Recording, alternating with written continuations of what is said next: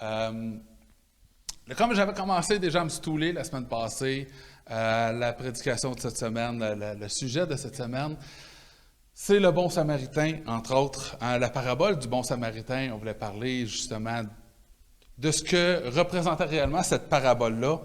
Donc, je vais, sans plus tarder, tout de suite, on va tourner dans Luc, le 10e chapitre, puis on va aller lire cette parabole-là. On va pouvoir la commenter en fur et à mesure. Donc, dans Luc, le 10e chapitre, à partir du verset 25, donc Luc 10, 25,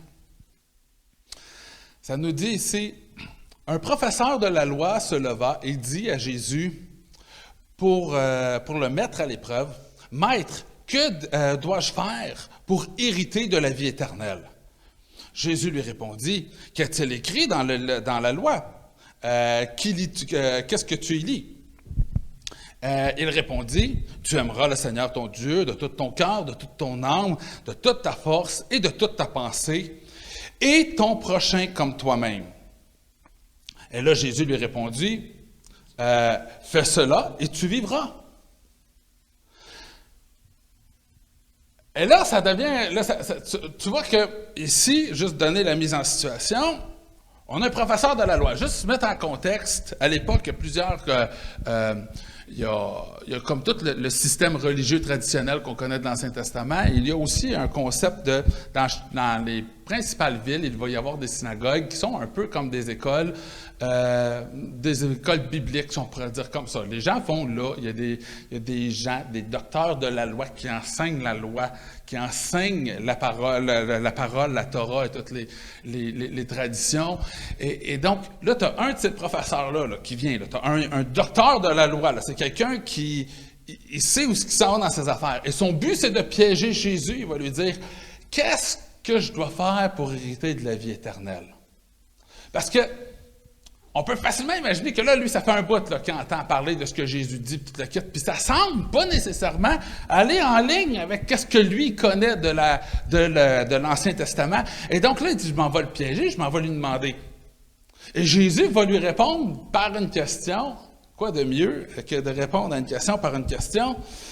Je vous déconseille de le faire, ça ne marche pas toujours. Jésus, il était vraiment bon pour réussir à faire ça, mais ça ne marche pas tout le temps. Mais je vais dire, qu'est-ce qu'a dit la loi? Ce que Jésus est en train de dire, moi, je ne vais pas contre la loi, là. Fait qu'on va partir de ta loi, puis je vais partir de où est-ce que toi tu es dans ton cheminement, et on va cheminer ensemble. Je vais t'aider à cheminer. Et il dit, qu'est-ce qu'elle dit, la loi? Elle dit, tu aimeras ton Dieu de tout ton cœur, de toute ton âme, de toute ton pensée, et ton prochain comme toi-même. Jésus dit, c'est ça, fais ça, puis tu vas être sauvé. Mais là, ça crée un dilemme, tu vois, parce que ce que Jésus est en train de dire, c'est vrai. Mais pourtant, c'est-à-dire, Jésus, on le sait que la loi, on ne peut pas être sauvé sous la loi et que c'est à travers seulement Jésus qu'on peut être sauvé. Et ça aussi, c'est vrai. Et là, la catch, tu comprends? Jésus est en train de dire, il dit, si tu obéis à la loi, tu vas être sauvé. Tu vas avoir la vie éternelle. Mais là, le docteur de la loi, il le sait très bien, lui, c'est un docteur de la loi. Il sait très bien, personne n'a jamais réussi à obéir à la loi. Là, il y a un petit problème, là. Il dit là, aime Dieu de tout ton cœur, de toute ton âme, de toute ta pensée. Ça, c'est facile à cacher si tu ne l'aimes pas. Tu fais semblant, tu vas à l'église, tu chantes, tu lèves les mains. C'est facile à cacher si tu n'aimes pas Dieu. Mais quand tu n'aimes pas ton prochain, ça paraît assez vite. Donc là, il y a un problème. Il dit, il faut que j'aime mon prochain comme moi-même, mais là, je me fais pogner dans mon jeu, là, parce que selon ma loi, ce que je suis en train de me rendre compte, c'est que selon ma loi, je ne mérite pas la vie éternelle. Et vous savez, c'est ça. Le plan du salut commence premièrement par reconnaître qu'on ne mérite pas la vie éternelle. Tu sais, quand on parle qu'il faut reconnaître que nous sommes pécheurs, et changer d'attitude, se repentir, qui veut dire changer d'attitude. Ça part premièrement de reconnaître qu'on est pécheur. Et là, tu as cet homme-là qui se prend pour plus saint que saint, et là, il arrive et il dit, qu'est-ce que je dois faire pour être sauvé? Il dit, obéis à ta loi. Tu veux être sauvé sous ta loi? Obéis à ta loi. Et là, ce qui suit s'en vient. Verset 29. Là, ici, on parle du docteur de la loi. Il dit, mais lui, voulant se justifier, dit à Jésus, « Et qui est mon prochain? » Vous êtes à la manette, là. C'est clair que je ne peux pas cacher si j'aime ou j'aime pas mon prochain. Hein? Je ne peux pas jouer à... J'essaie de me convaincre que j'aime Dieu de tout mon cœur, toute mon âme, toute ma pensée. Ça, je peux le faire, mais de dire que j'aime mon prochain comme... Ça paraît, là, il dit, attends une minute, on va jouer, on va faire ce que nous, on fait très bien, même encore aujourd'hui, on est très bon là-dedans. On joue ces mots. Oui, mais c'est qui mon prochain? Et c'est important de comprendre ce qui précède la parabole qui va venir. Parce que Jésus, là, la parabole qu'il va faire, là, il ne raconte pas une histoire qui est arrivée, il raconte une parabole. C'est quelque chose qui n'est pas arrivé pour de vrai, mais pour essayer d'expliquer un point. Et ce point-là sert à répondre exactement à cette question-là, qui est mon prochain? Donc, on est rendu au verset 30. Jésus reprit la parole et dit, « Un homme descendit de Jérusalem pour aller à Jéricho. Il tombe entre les mains des brigands, qu'ils dépouillèrent, le ruèrent de coups, et s'en allèrent en le laissant à moitié mort. Un prêtre qui, par hasard, descend par le même chemin, vit cet homme et passa à distance. De même aussi, un Lévite arriva à cet endroit, et il le vit et passa à distance. On est rendu au verset 32, on est rendu au verset 33.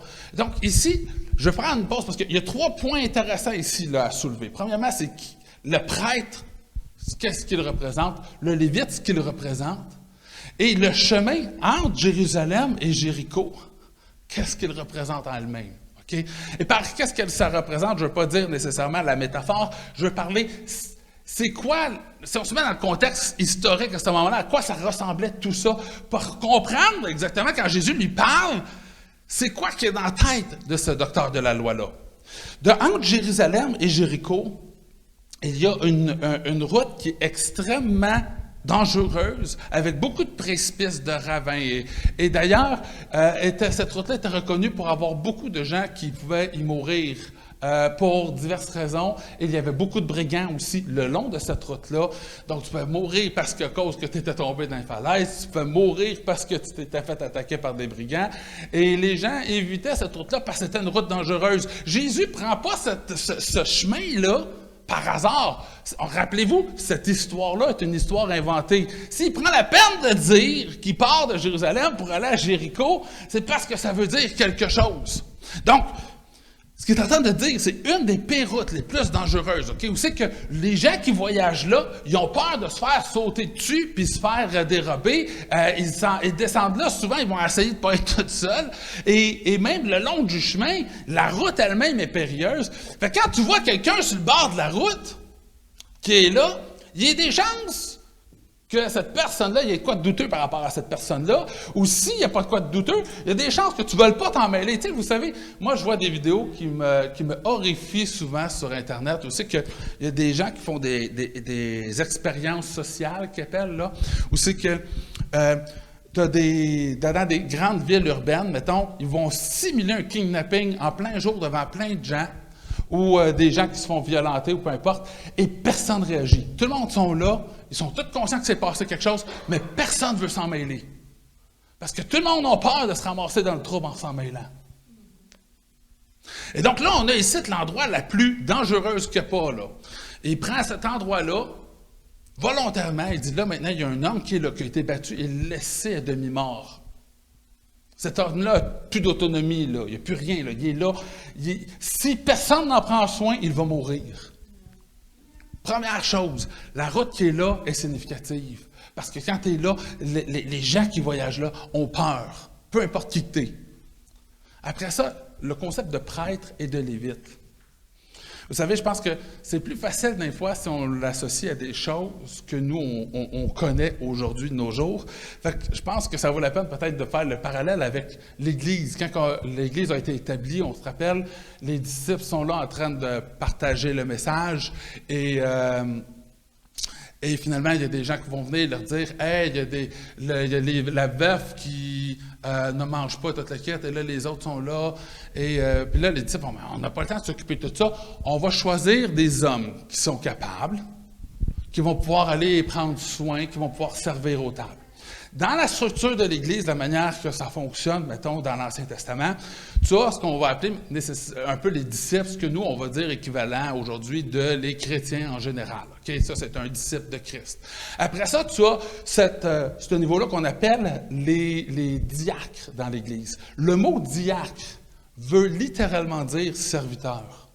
C'est la même racine de mots qui a été utilisée quand que Christ parlait et il disait à ses disciples au lavement des pieds, il dit, si tu veux être le plus grand dans le royaume, tu dois être le serviteur de tous.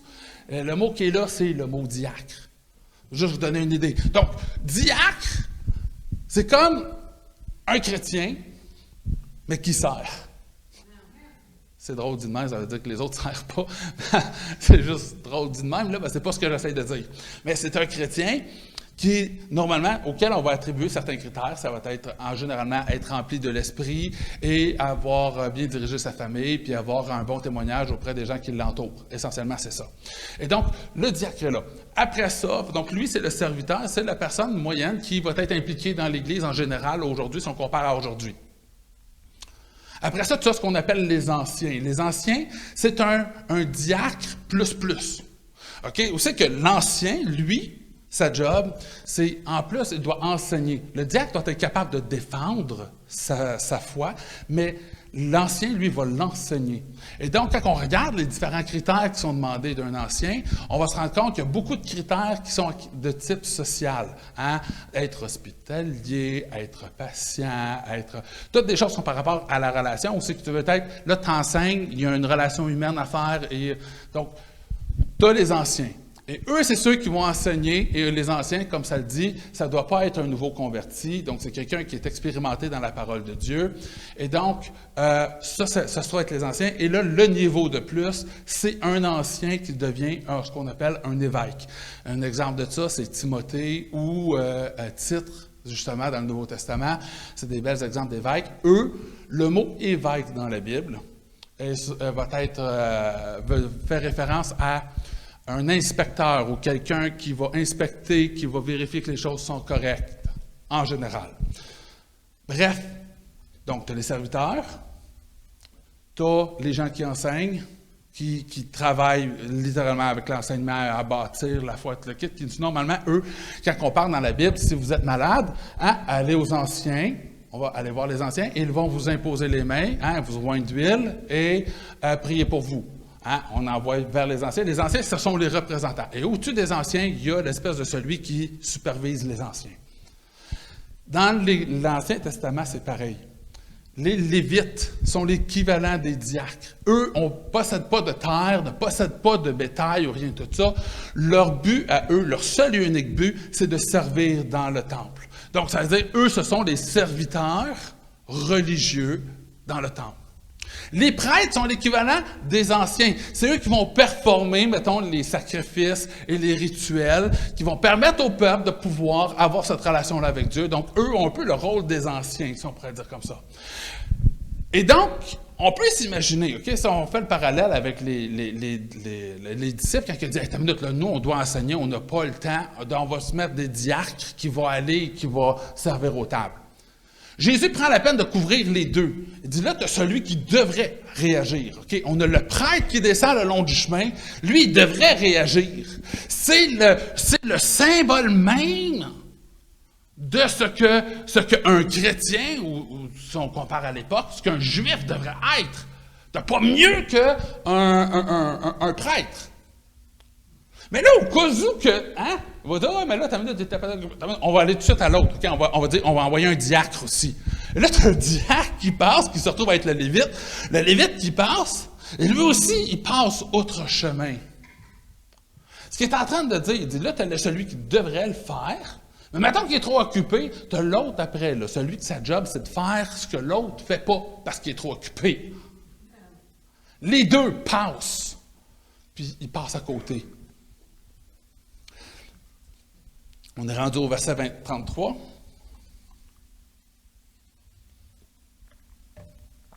Et au verset 33, c'est là que ça fait mal. En disant, mais un Samaritain, déjà de là, je pense que Jésus venait de donner une claque. Mais un Samaritain qui voyageait arriva près de lui et fut rempli de compassion lorsqu'il le vit. Drette là, on pourrait finir ça. Drette là, Jésus vient déjà de donner une méchante claque au docteur de la loi qui était là. Puis pour comprendre l'ampleur de cette claque-là, on va faire une belle longue parenthèse pour expliquer qui sont les Samaritains pour les Juifs. Si on recule au tout début, OK, on est rendu en Égypte. Ouais, on part de loin. On est en Égypte avec Joseph qui va voir son père, qui est Jacob, pour bénir ses enfants. Et à la suite de quoi, tous les frères de Joseph vont aller et vont recevoir cette bénédiction-là de la part de Jacob. Quand Joseph va bénir les enfants, Jacob va bénir les enfants de Joseph, il va dire quelque chose de particulier à ce moment-là. Il va dire c'est Éphraïm, parce que Éphraïm et Manassé sont les deux enfants de Joseph, Manassé étant le plus vieux. Mais Éphraïm, c'est lui qui va dominer qui va être le plus gros, celui qui va grandir. Et non seulement qui va grandir, mais Éphraïm va être une agglomération de plusieurs nations. Ce qui est un mystère pendant très, très, très longtemps. Mais cette prophétie-là est donnée. Après ça, il donne la prophétie sur tous les enfants de Jacob. C'est là que Judas, une prophétie va être donnée sur Judas, comme quoi que c'est de lui va venir tous les rois, et que le sceptre, c'est-à-dire la royauté, ne va pas partir, ne va pas être enlevé de Judas jusqu'à l'arrivée du Messie. D'ailleurs, c'est vraiment étonnant de voir déjà là, à Jacob, on est à Jacob à ce moment-là, on est encore tout début, là. Puis il y a déjà cette notion-là de Messie qui s'en vient. Et donc la royauté va rester en Juda jusqu'à l'arrivée du Messie. Donc c'est là qu'on a ça. On a aussi sur les enfants de Joseph un concept qui va être donné, où c'est qui va dire « Tes frères vont te suivre ». Un peu comme le rêve que Joseph a eu, où c'est que tous ses frères se prosternaient dans lui. Tes frères vont te suivre et tu vas être comme un prince pour eux. Donc, Judas est le roi, mais Éphraïm, qui on le sait, va prendre le dessus sur Manassé à cause de la prophétie précédente. Éphraïm va devenir un prince pour le restant, pour Israël en général. On avance dans le temps. On est rendu à David, David meurt, on succède à Salomon, Salomon arrive, et là, Salomon va construire le temple, comme vous connaissez, et Salomon va introduire plusieurs faux dieux en Israël. Vous savez, on parle souvent de Salomon comme étant un très grand roi et un bon roi. La vérité, c'est que si Israël a été divisé, c'est à cause de Salomon. Son idolâtrie qu'il a apportée dans le territoire et toute cette espèce d'infidélité-là, entre autres, qu'il a apportée en Israël, a fait que Dieu a prophétisé que la royauté serait enlevée, ou pas la royauté, mais que le pays serait divisé, et que Dieu y attend parce qu'il dit « Par honneur à l'égard de David, je ne vais pas faire ça à Salomon. » Mais quand Salomon va mourir, là, ça va se produire. Le pays va être divisé et toutes les tribus vont suivre finalement Jéroboam, qui va être un Éphraïmite du territoire qui est au nord. Donc, la prophétie va s'accomplir. Donc, quand Salomon, cette prophétie-là va être donnée de la part de Dieu. Salomon, devine qu'est-ce qu'il fait? La même chose que Saül. Il essaye de tuer Jéroboam. Et donc, Jéroboam va fuir, il s'en va se réfugier en Égypte. Et quand que Salomon va mourir, là, il revient, et là, son fils, qui est Roboam, à ne pas confondre, ça c'est comme Élisée, à un moment donné, ça prend beaucoup d'expérience avant de réussir à arrêter de les mêler. Fait que le fils de Salomon, Roboam, prend le pouvoir, et c'est là que tout se passe. Quand il arrive le moment de son couronnement, le peuple dit « Hey, là, le Salomon, il a construit le temple, là, Et là, ça a été vraiment, vraiment rough sur nous autres. Là, le temple est construit. Hein? On aimerait ça que tu allèges le fardeau sur nous. Fait que là, Roboam se tourne de bas et dit, « Donnez-moi 3 jours. » Hein, il va avoir régné 3 jours sur le peuple d'Israël. Il dit, « Donnez-moi 3 jours. Revenez-moi dans 3 jours, puis je vous reviens là-dessus. » Fait que Roboam s'en va voir les anciens. Il va demander le conseil. Les anciens vont dire, « OK, moi, ce que je te conseille, c'est sois comme un serviteur pour eux. Et allège leur fardeau. » Roboam se tourne de base, dit, OK, t'as une minute, je vais aller voir mes chums à cette heure. Il va voir ses chums, et ses chums disent, ah ouais, ils veulent se plaindre. Ben, c'est ça. Ben, tu as juste à leur dire que mon père, eux, il vous a dirigé avec un fouet. Il dit, ben moi, je vais vous diriger avec un fouet puis des pics. Et clairement, dans sa grande sagesse, on voit bien que la sagesse, c'est génétique, parce que le fils Roboam va dire au peuple, moi, mon père vous a géré, vous a dirigé avec un fouet. Moi, je vais vous diriger avec un fouet, avec des pics. Et c'est à ce moment-là que le territoire va se diviser en 2. Tout le monde va faire comme, OK, tu veux faire dans cette direction-là, tu vas t'en aller, nous autres, on s'en va. Et là, la séparation se fait entre les 2. Maintenant, quand la séparation se fait, il y a un problème.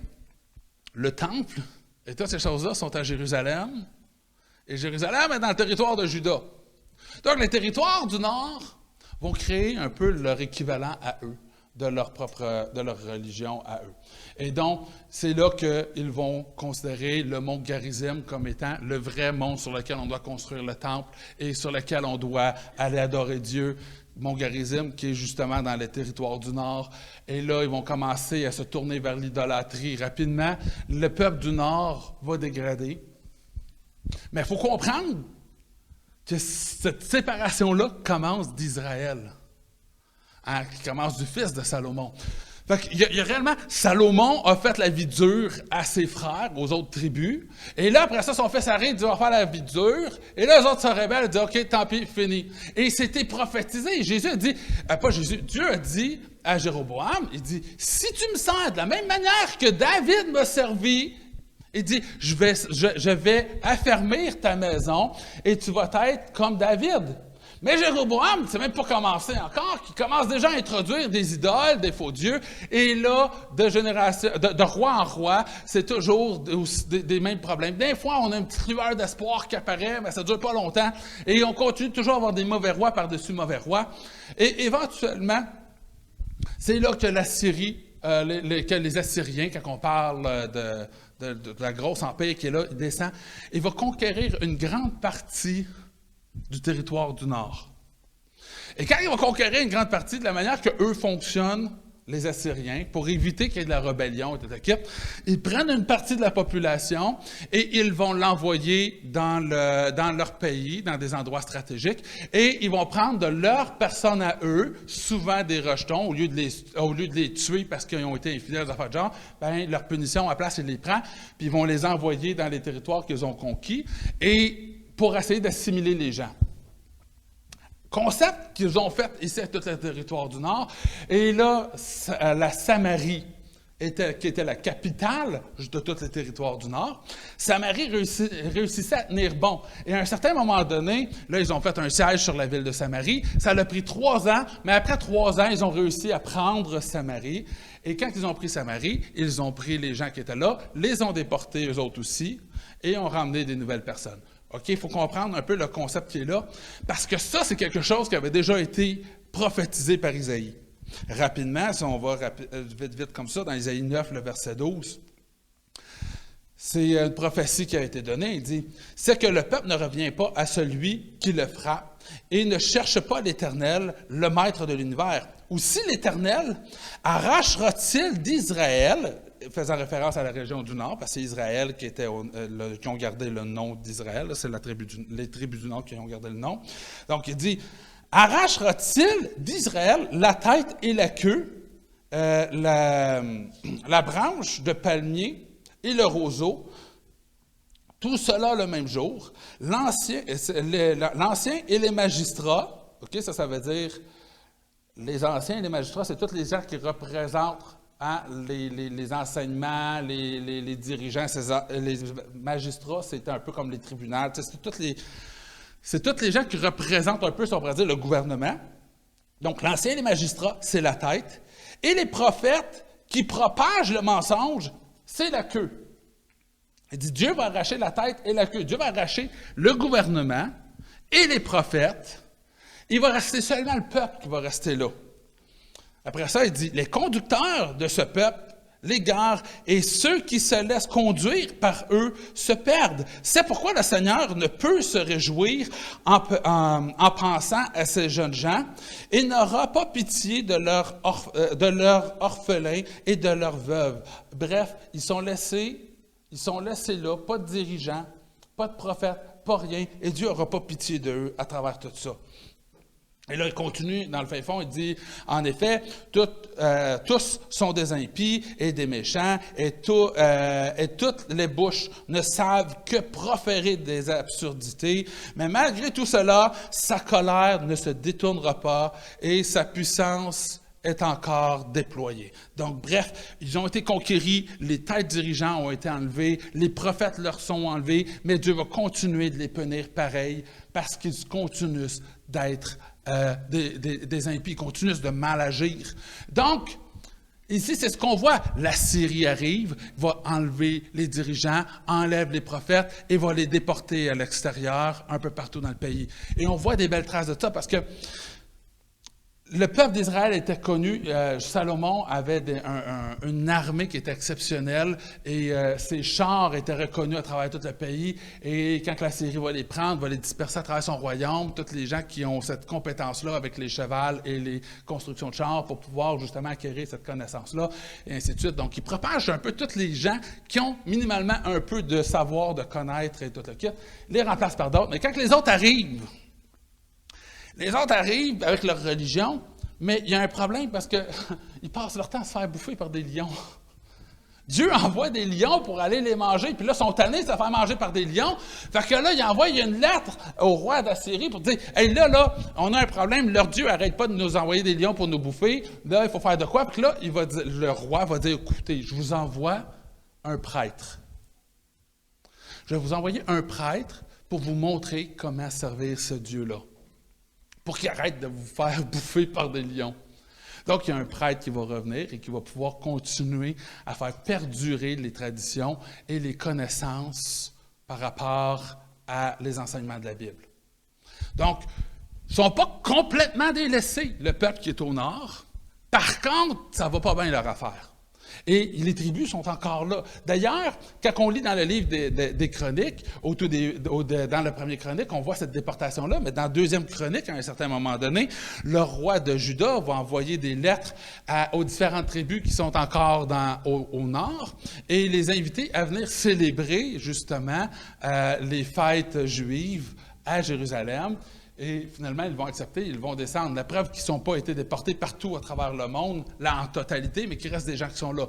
Donc, dans la région du Nord, il y a un peu de tout. Il y a de toutes sortes de gens d'un peu tout partout qui est mêlé avec toutes les autres tribus. Ce qui est un problème, parce que pour le peuple d'Israël, on le sait au tout début, on dit, vous n'allez pas vous mêler avec d'autres personnes. Donc, ils deviennent automatiquement ils deviennent des impurs, et là, ils savent plus ou moins comment jongler. Et quand on regarde les écrits juifs de l'époque, un peu là, on se rend compte que même tous les enseignants, ils savent pas trop comment gérer ça. Ils savent pas, est-ce qu'on peut leur permettre ou pas de faire partie des fêtes juives ou pas. Ils savent pas comment jongler parce qu'ils sont-tu purs, sont-tu impurs? On fait quoi? On jongle quoi avec ça, ces gens-là? Ce qui, finalement, la conclusion va être, finalement, ils sont trop impurs, on ne va pas le faire, on ne veut pas prendre de risques, on ne veut pas prendre de chance, essentiellement. Et là, Juda, on le sait, eux autres aussi tombent dans l'idolâtrie, font la même chose, et là, Dieu va dire, voyons, tu viens de voir ce que j'ai fait avec Israël, tu es là, tu es témoin de ce qui s'est passé parce qu'ils ont été infidèles, parce qu'ils ont commis l'idolâtrie, puis là, tu continues. Et donc, Dieu va considérer Juda comme étant pire qu'Israël. Par contre, ce qu'il va dire, c'est que je ne peux pas nécessairement avoir le même genre de punition avec Juda que ce que j'ai eu avec Israël, où c'est que présentement, les 10 tribus sont un peu dispersées, on les connaît plus ou moins, on ne sait pas où ils sont, qui sont, mais on dit, je ne peux pas faire la même chose parce qu'il dit, le Messie doit venir de la lignée de Juda. J'ai des prophéties, et à cause des prophéties, à cause du plan de Dieu, je ne peux pas traiter Juda de la même manière que j'ai traité Israël. C'est ce qui fait que c'est encore pire. Et donc, Dieu va arriver, l'Empire babylonien va arriver, va prendre Juda, va réussir à emmener un peu dans le même principe, tous les sages et tous les gens qui ont du potentiel sont expatriés, dont Daniel, Shadrach, Meshach, Abednego font partie de cette liste-là et vont être exilés pendant 70 ans. OK? Là, on a établi un peu le modèle. Quand que la Syrie a pris toute la région du Nord, ils ont eu de la misère, ils ont eu à jongler beaucoup. À ce moment-là, la Samarie était la capitale, et là, il va appeler la région qu'il a conquis, faire une grosse région, on va appeler ça Samarie Nord, ou une affaire de genre. Bref, basé sur la capitale de Samarie. De là va venir le nom samaritain. Donc, les tribus qui sont au nord deviennent un peu les Samaritains. Maintenant, quand l'Empire babylonien, là, tout ça, ça finit, les Persémèdes arrivent, là, les Juifs reviennent, et là, ils vont reconstruire leur ville. Mais là, les Samaritains ont commencé à peupler Jérusalem, un peu partout, et là, eux autres viennent un peu les tasser. Et là, les Samaritains vont se dire, « Hey, regarde! Les deux, on a été punis, hein? La punition est finie. On va venir vous aider à construire. On va reconstruire la ville ensemble. » Là, ils sont tous contents. « Yeah! Notre punition est finie, on peut sortir dans notre chambre, on va aller rejouer aux autos. » Et là, Judas dit « Non. » La région, les Juifs qui reviennent avec là, on va dire « Non, vous venez pas toucher à nos affaires. » Et là, ça crée un conflit. Et là, eux, les Samaritains, ils se tournent de base. « Ah ouais! » Et là, encore, on les renvoie dans leur chambre. Parce que là, eux, ils s'en retournent vers les rois. Ils commencent à faire du trouble pour essayer d'empêcher de reconstruire la ville, reconstruire. Ce qui nous emmène à la prophétie, quand on entend la parole de Dieu, dans la 70 semaines prophétiques, quand il dit que le temple va être reconstruit, la ville va être reconstruite, mais dans des temps fâcheux, c'est à cause de ça. Les temps fâcheux, c'est parce que les Samaritains, ils foutent le trouble, les empêchent de reconstruire.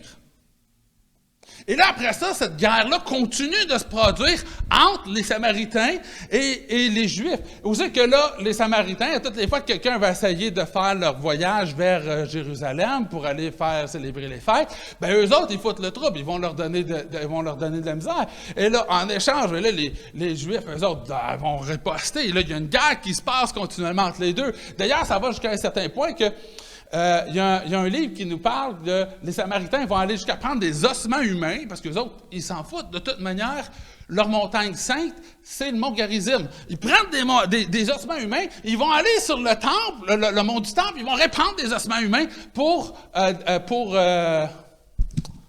dépurifier, là, pour corrompre le temple. Écoute, c'est ce genre de guerre-là qui se passe là. Puis les deux prétendent détenir la vraie vérité, la vraie Bible, la vraie religion qui descend des pères, hein, Abraham, Isaac, Jacob, Joseph. Les deux prétendent qu'ils ont la bonne chose. Les Samaritains qui sont au nord, eux, ils disent, « Hey, tu sais, Élie, là, celui qui a pris Samuel, là, tu sais, là, l'histoire, Samuel. Bon, Élie, là, lui, là, hein, Samuel, c'était quoi la prophétie? Hein, tes fils, là, hein, ils sont corrompus, puis Dieu va les juger, et ainsi de suite. Bon, à ce moment-là, là, Élie était corrompu. Selon les Samaritains, eux autres, ce qu'ils disent, c'est que c'est Élie qui a corrompu la religion. Donc, tout ce qui vient après, c'est tout corrompu, ça. Fait que tous les livres qu'on voit, eux, les ont pas. Eux se basent seulement et uniquement sur les 5 premiers livres de la Bible, qu'ils ont un peu modifiés, si on croit le narratif principal, ou c'est que, là, ils vont rajouter un 11e commandement qui est qu'on doit adorer sur le mont Garizim, et ainsi de suite. Mais essentiellement, tout le reste pareil. Donc, les deux prétendent avoir la loi de Moïse. Les deux prétendent être les seuls et vrais juifs ou israélites. Et là, on se ramasse que, mais là, les Samaritains disent, ouais, non, vous autres, vous avez eu votre roi Saül, hein, qui était un mauvais roi. Oui, il y a eu David qui était quand même pas pire. Salomon qui était un mauvais roi. Puis là, après ça, tu as eu Rehoboam. Hey, là, non, vous avez un méchant problème. Et là, vous voyez un peu que, d'un point de vue de perspective, les deux pensent avoir raison, là. Mais il y a une guerre qui n'arrête pas de grandir. Et les deux pensent qu'ils l'ont, l'affaire. Ce qui nous emmène dans le Nouveau Testament. Parce que là, Jésus va parler de le salut, quand il va parler avec la femme samaritaine au bord de l'eau, au bord du puits plutôt, il va lui dire que le salut doit venir de Juda. Il y a une prophétie qui a été faite, que le Messie, et ça nous ramène à Jacob, quand il a fait la prophétie sur Juda, qu'il a dit, la royauté va rester sur Juda jusqu'à l'arrivée du Messie. Et là, Jésus est en train de rappeler cette prophétie-là. Il n'a pas pris une prophétie d'Isaïe qu'eux autres ne reconnaissent pas. Non, non.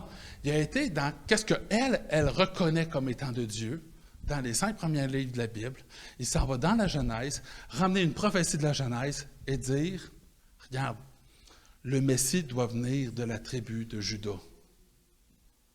Et quand le Messie vient, là, c'est là que la royauté va se terminer, parce que c'est lui qui prend la relève après. Et elle le sait très bien qu'il n'y a plus de royauté en Juda, parce que Rome, quand que Jésus, là, il est né, là, à peu près 1 an ou 2 après, Hérode est mort. Son fils a essayé de prendre la place, ça n'a juste pas marché. Et là, les Romains étaient tannés, on dit « Oh, fuck it, on ne met pas d'autres rois, on va juste établir un gouverneur. » Et il n'y avait plus de roi après ça en Juda, en Israël. Elle le sait très bien. Et là, il part d'une prophétie qui sort de son livre à elle et qui commence à tracer les liens ensemble. Elle dit, attends une minute, là, il faut que le salut vienne d'abord et avant tout, ça vient de Juda. On commence de Juda, puis après ça, ça va se répartir. D'ailleurs, quand on va dans le livre des Actes, puis que Dieu dit à ses disciples, vous allez aller par tout le monde, avant, vous allez commencer à Jérusalem, vous allez enseigner à Jérusalem, après ça, en Samarie. Commencez par Jérusalem, après ça, à Samarie. Il les envoie vers leurs ennemis, là. Puis après ça, là, quand vous allez avoir vos problèmes avec vos ennemis, là, vous irez vers les Grecs et vers tout le restant de la terre. Et quand que tu comprends que à tout bout de champ, il y a cette espèce de concept-là qui revient. Jésus, à un moment donné, il va marcher sur la limite qui est entre Galilée et la Samarie.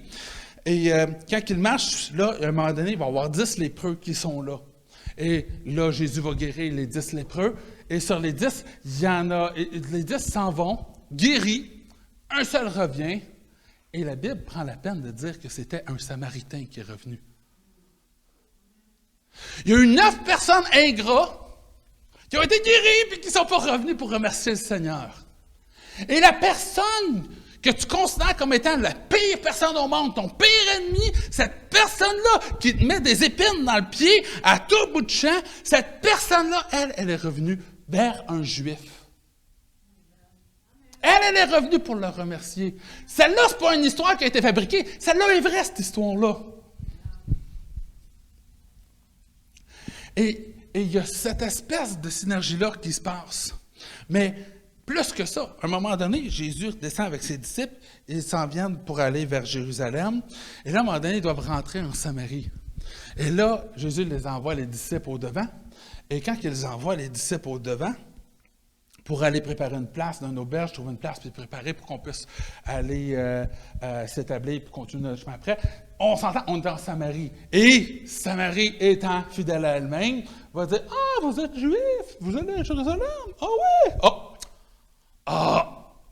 On n'a pas de place. » Et là, les disciples reviennent vers Jésus, ils sont fâchés, sont insultés, parce que là, eux autres, ils disent, « On a le Messie avec nous autres, là. Puis là, il nous fait encore le trouble. Attends une minute. Il vient voir Jésus et dit, « Hey, Jésus, tu veux-tu qu'on fasse descendre le feu du ciel pour les consumer? » Facile de dire ça sur quelqu'un que t'aimes pas. Essaye de dire ça pour quelqu'un que t'aimes. Quelqu'un que t'aimes qui dit, « Ah, ben non, là, ça me tente pas aujourd'hui d'aller au restaurant. » C'est pas le plus difficile quand tu l'aimes, cette personne-là, de dire, « Ah, fais descendre le feu du ciel pour la consumer. »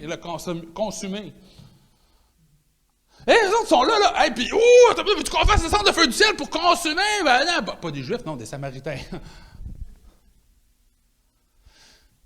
Quand Jésus arrive, puis qu'il dit, le prêtre est passé, il n'a rien fait. Peut-être qu'il c'était pas sa job, il était trop occupé. Le Lévite qui est là pour prendre la balle quand l'autre est trop occupé. Le Lévite pense, puis il l'a ignoré. Mais un Samaritain Hey, t'en veux-tu une claque en pleine face? Un Samaritain. Un gang comment il appelle ça? C'est des bâtards parce qu'ils sont mêlés avec d'autres races. C'est des bâtards impurs, idolâtres, hein, qui comprennent absolument rien, qui ne reconnaissent pas l'autorité d'aucun des grands, des prophètes et tout le kit. Hein, c'est les pires rapaces de la rapace. C'est un peu comme si, mettons, on disait aujourd'hui, hein, on se promène dans la rue, et là, tu as le pasteur, hein, qui arrive, il passe, puis là, quelqu'un qui est battu à moitié mort dans la rue, il passe à côté, il fait rien. Après ça, t'as qui? Bon, hein, on va dire, Yves, toi, je sais, tu peux pas m'en vouloir. Yves passe après, hein? J'espère qu'il peut pas m'en vouloir, parce que sinon, je suis dans le trouble.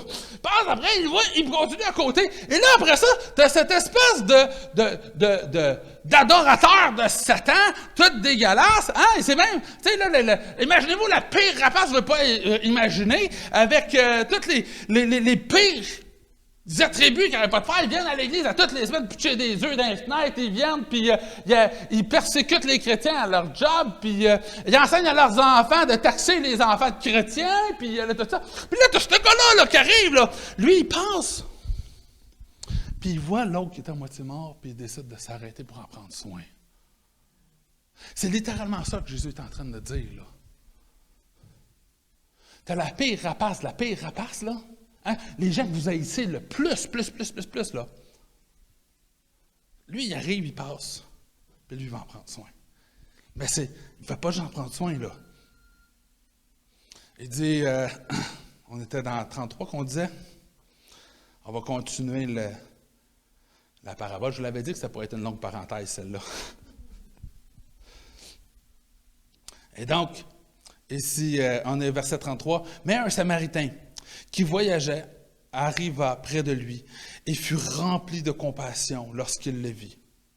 Il s'approcha et banda ses plaies et y versa de l'huile et du vin. » En passant, il a été dépouillé, cet homme-là. Il n'a pas pris l'huile et le vin de cet homme-là. Il prend de son huile, de son vin, et il va panser ses plaies.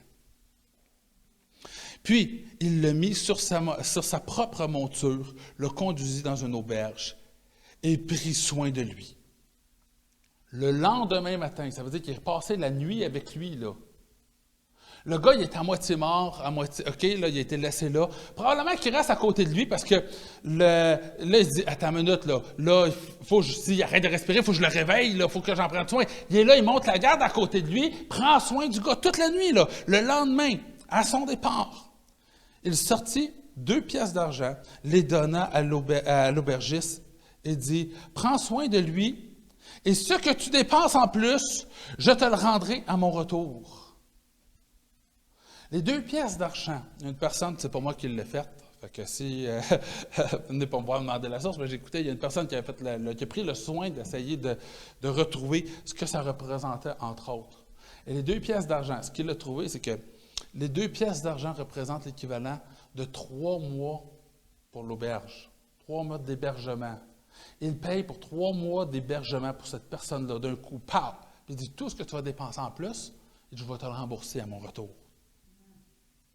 Lequel de ces 3 semble avoir été le prochain de celui qui est tombé au milieu des brigands? Non seulement qu'il en a pris soin, mais il en a pris soin d'une manière absolument démesurée. Il dit maintenant, lequel de ces 3-là a été le frère ou a été le prochain, c'est ça, le prochain de cet homme-là. Ce que Jésus est en train de faire comprendre, là, c'est que toi, ce que tu es en train de me dire, c'est qui est mon prochain? Parce que toi, tu te dis, hey, moi, là, je prends soin, puis j'aime ma famille. Hein? J'aime les autres personnes, hein, qui aiment Dieu comme moi, puis qui font les mêmes choses que moi, et tout le kit, et qui partagent les mêmes opinions. Moi, je les aime. Ah, mais c'est qui mon prochain? Jésus a été chercher l'extrême, la pire extrême, de l'autre côté. Puis il réveille la réponse en envers. Il dit, qui était le prochain de cet homme-là? Toi, tu me dis, c'est qui mon prochain? Il dit, t'as une minute, toi, lui, celui qui était dans le fossé, là, selon tes dires à toi, selon ce que toi, tu considères comme étant ton prochain, lui aurait dû être ton prochain. Lui, c'était ton prochain. Tu le laisses dans le fossé, mettons. Mais là, c'est une histoire hypothétique, on s'entend. Il ne l'accuse pas d'avoir laissé dans le fossé. Il dit, mais lui, il a été laissé dans le fossé. Okay? Il aurait dû, son prochain, qui était le prêtre, le lévite, aurait dû en prendre soin parce qu'il l'aime, on s'entend, il doit l'aimer parce que c'est ça que la parole dit. Lui, il aurait dû l'aimer. Mais maintenant, c'est qui en prend soin? C'est son ennemi, la pire rapace qu'il n'y a pas. Il dit, tu étais censé d'être son prochain, lui. Okay? Maintenant, lequel des deux est son prochain? Ce que Jésus est en train de dire, c'est que ton prochain, ce n'est pas les gens à qui tu t'identifies. Ton prochain, ce n'est pas celui à qui tu t'identifies. Ton prochain, c'est tous les gens pour qui tu peux être un prochain. Et ce, peu importe que ce soit la pire rapace qu'il n'y a pas. La pire chose que tu peux détester, qui peut te dégoûter au monde, cette pire chose-là est plus un prochain pour celui qui est censé être ton prochain selon tes dires à toi que toi-même tu l'es. Il dit, tu dois aimer d'un amour qui est inconditionnel, un amour qui est immense. Pourquoi est-ce que Jésus est en train de dire ça? Ce qu'il est en train de dire, c'est que tu veux la vie éternelle selon la loi. On va partir de la loi. Comment tu peux avoir la vie éternelle? Aime Dieu de tout ton cœur, de toute ton âme, de toute ta pensée, et ton prochain, comme toi-même, là, hein, c'est le même qui le dit, mais c'est pas moi qui le dit dans ce verset-là, mais essentiellement, hein, et aime aussi ton prochain, là. Ce qu'il est en train de dire, il dit, regarde, là, tu peux être sauvé selon ta loi, selon ce que tu crois connaître et tout le kit. Et c'est vrai, tu peux être sauvé sous la loi, si tu réussis à l'accomplir. Tu veux l'accomplir? Voici un bel exemple. Où c'est que tu te situes par rapport à ça? Et si ça, tu n'es pas capable d'avoir ce genre d'attitude-là, où c'est que tu es prête à aller puis prendre soin d'une manière démesurée du pire de tes ennemis, si tu n'es pas prête à faire ça, tu n'es pas en train d'accomplir la loi. Et donc, essentiellement, oui, tu peux être sauvé sur la loi. Tu peux être sauvé sur la loi, je vais te répondre. Aime Dieu et aime ton prochain. Mais maintenant, regardons ensemble comment que toi, tu as besoin. Tu as besoin d'un sauveur. Tu as besoin d'un sauveur parce que c'est impossible pour toi d'aimer quelqu'un de cette manière-là. Ce n'est pas impossible pour personne. Tout le monde, à un certain moment donné, va faillir à ce niveau-là. Il dit maintenant, c'est impossible d'être sauvé sur la loi. C'est ce que Jésus essayait de faire comprendre aux docteurs de la loi. Il dit, lequel de ces trois semble avoir été le prochain de celui qui est tombé au milieu des brigands? C'est celui qui a agi avec bonté envers lui. Répondit le professeur de la loi. Jésus lui dit donc, va agir de la même manière, toi aussi. C'est celui qui est bon envers l'autre, peu importe c'est quoi, qui il est. Ce que je lui dis, tu veux savoir c'est qui ton prochain? Tout le monde est ton prochain. C'est toi qui es le prochain de tout le monde. Tu dois être un prochain pour tout le monde. Et ça, peu importe. Et ça, c'est une prise de conscience. Si le docteur de la loi avait été intelligent à ce moment-là, hein, comme le dirait, n'oublie son nom. S'il avait été intelligent, il aurait continué avec une autre question. Et il aurait dit, oui, mais c'est impossible, personne ne peut aimer comme ça.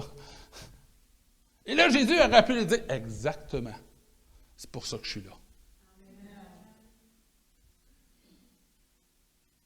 La parabole du bon samaritain, vous savez, c'est toujours drôle parce que on voit toujours le bon samaritain comme étant un compliment quand on dit un bon samaritain, mais il faut comprendre que le bon samaritain, là, il a fait la bonne chose, mais c'est la pire rapace qui a fait la bonne chose. T'sais. Quand tu te fais traiter de bon samaritain, ça vaut la peine de se poser la question, c'est-tu un compliment ou une insulte? mais ici, je pense que la morale qu'il faut retenir là-dedans, c'est ce qu'on revoit revenir à plusieurs reprises dans le Nouveau Testament, quand il dit « Aime ton prochain comme toi-même. Hein? » Oui, c'est vrai. OK. Maintenant, il dit « Tes ennemis, hein? Aime ton ennemi. » Oh, ça là, il fait mal. Là, c'est exactement ça ici, de quoi qu'il parle ici. Aime ton ennemi. Prie pour ton ennemi. C'est exactement ça. Et vous savez, des fois, on a tendance à trier, à catégoriser les gens et dire « Ah non, moi ça, là, non. Lui, il ne mérite pas mon temps, il ne mérite pas ma patience, il ne mérite pas. Je dis pas qu'il n'y a pas des gens, hein, on ne dit pas jeter nos perles au pourceau. Il y a des gens qui vont juste prendre de notre temps et je crois que c'est des pièges de l'ennemi parfois où c'est que tu ne veux pas gaspiller ton temps non plus pour rien. Il faut être sage, il faut racheter le temps que la parole de Dieu nous dit, racheter le temps parce que les jours sont mauvais et l'ennemi va tout faire pour nous faire perdre notre temps. Mais l'idée, c'est de dire, tu dois pas, quand que tu ouvres ton cœur à quelqu'un, tu dois le faire à tout le monde. Tu ne le fais pas en fonction de si c'est une bonne ou une mauvaise personne. Tu ne veux pas te faire abuser, ça c'est correct. On comprend. De là vient tout le concept de dire il y a des gens qui vont abuser de notre temps, de notre gentillesse, et ça c'est correct. Je ne parle pas contre ça. Ce que je dis, c'est qu'on ne va pas juger une personne et refuser un aide à quelqu'un parce que cette personne-là, on la considère comme étant notre ennemi ou parce qu'elle nous fait du tort. Au contraire, on doit prier pour elle et en prendre soin. Donc, je vous le promets, toutes les fois maintenant que vous allez voir le mot samaritain à quelque part, ou un hôpital, le bon samaritain, ou la loi du bon samaritain, vous allez avoir un petit sourire en coin qui va faire, vous allez dire, ouais, si seulement il savait de quoi il parle. Mais sur ce, aujourd'hui, c'est un peu ça que j'avais envie de partager. Puis c'était en lien la semaine passée quand j'ai dit je trouvais que le Samaritain, ça allait bien avec la prêche de la semaine passée. Puis quand je commence à creuser puis à voir toute l'ampleur de tout ce qui tourne alentour de ça, tu te dis aïe, ça vaut la peine de prendre juste un temps pour visiter le concept de la parabole du bon Samaritain elle-même. Parce qu'elle a une richesse incroyable en arrière de tout ça, qui date. Tu sais, Jésus, il est exceptionnel. Il part carrément de la Genèse. Et quand on connaît toute l'histoire qui est rattachée, quand il arrive là, on voit toute l'ampleur de ce que Jésus est en train d'enseigner. C'est des enseignements qu'on connaît déjà parce qu'il le dit de manière beaucoup plus claire ailleurs. Mais je trouvais que ça parlait beaucoup parce que ça nous permet de nous mettre en perspective. De nous mettre en perspective sur les gens qu'on a tendance à juger puis à croire qu'ils sont tellement des mauvais chrétiens. Hein? Ils prétendent être des chrétiens, mais ne sont pas des bons chrétiens. Ou des gens qui sont tout simplement pas des chrétiens du tout. Et on a tendance à avoir un des jugements. Mais c'est quelque chose qui est contre nature pour nous, mais que nous devons travailler à éviter d'avoir du jugement contre les gens. Et on doit être un prochain pour les gens qui nous entourent. C'était ça la morale de cette parabole-là. Soyons un prochain pour les gens qui nous entourent. Partout où vous allez, pensez-y, les gens que vous croisez, les gens avec qui vous travaillez, les gens quand vous allez à l'épicerie et que vous croisez des gens, la caissière, et là, vous y parlez. Là. Tout le monde alentour de vous sont votre prochain. Vous devez être un prochain pour chacun de ces gens-là. J'aimerais terminer par un mot de prière. Seigneur, je te remercie, Seigneur, parce que semaine après semaine, tu nous révèles un peu plus de qui tu es, Seigneur. Seigneur, jour après jour, tu te révèles à nous, Seigneur, comme tu l'as promis dans ta parole, quand tu as dit « cherche et je vais me laisser trouver ». Et Seigneur, aujourd'hui, notre cœur, Seigneur, c'est de pouvoir non seulement te chercher, Seigneur, mais se laisser transformer par toi, Seigneur. Seigneur, que nos découvertes ne soient pas sans fruit, Seigneur, mais que quand on te découvre davantage, Seigneur, que ces découvertes-là puissent avoir un impact dans nos vies, Seigneur. Que ces découvertes-là, Seigneur, puissent venir changer notre attitude, changer notre manière de penser, changer notre manière d'agir, Seigneur. Seigneur, ma prière, c'est que, encore une fois, ta volonté soit faite dans nous, Seigneur. Et on est conscient qu'il reste encore beaucoup de travail à faire avant qu'on puisse atteindre ce niveau-là, Seigneur. Mais, Seigneur, que ta volonté soit faite. Seigneur, que ta volonté soit faite. Change nos cœurs, qu'ils te soient fidèles, Seigneur. Change nos yeux, que nous puissions voir à travers tes yeux, Seigneur. Change nos cœurs, que nous puissions apprendre à aimer comme toi tu aimes. Seigneur, que ta volonté soit faite. Que nous puissions être le sel de la terre, la lumière du monde, Seigneur. Dans le nom de ton Fils que je demande ces choses. Amen et amen.